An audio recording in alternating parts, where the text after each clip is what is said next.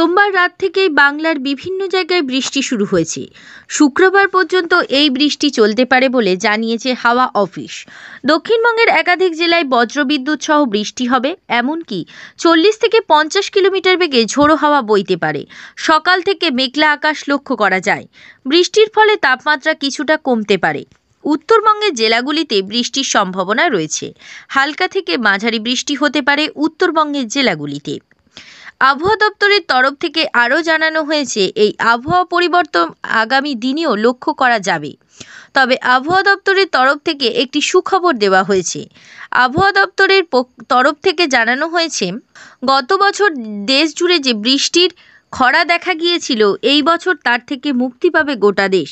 এবছর বৃষ্টির সম্ভাবনা খুবই ভালো রয়েছে। ফলে গোটা রাজ্যে তথা গোটা দেশে যে বৃষ্টির অকাল দেখা গিয়েছিল গত বছর, তার থেকে মুক্তি পাওয়া যাবে এই বছর। 21-3-2024 বৃহস্পতিবার মেঘলা আকাশ। দক্ষিণ 24 পরগনা জেলায় দিনের সর্বোচ্চ তাপমাত্রা থাকবে 26 ডিগ্রি সেলসিয়াস, সর্বনিম্ন 20 ডিগ্রি সেলসিয়াস। বাতাসে আপেক্ষিক আর্দ্রতার পরিমাণ 84%। গত 24 ঘন্টায় আনুমানিক 40% বৃষ্টিপাত হয়েছে। ব্যুরো রিপোর্ট, জেলার বার্তা।